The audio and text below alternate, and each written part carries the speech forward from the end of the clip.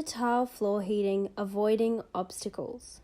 This example is going around waste in a bathroom, but this applies to any room that has pillars or poles that you need to place the floor heating around. First, we will be cutting this loop free. When doing so, never cut the yellow heating element. To cut the loop free, first cut across the entire width of the mesh at the center of the loop. Then on either side of the loop, cut from about halfway. You want to start cutting from just before the middle adhesive strip. Once you've cut each side and the loop is loose, cut on each side of the middle adhesive strip on each side of the loop.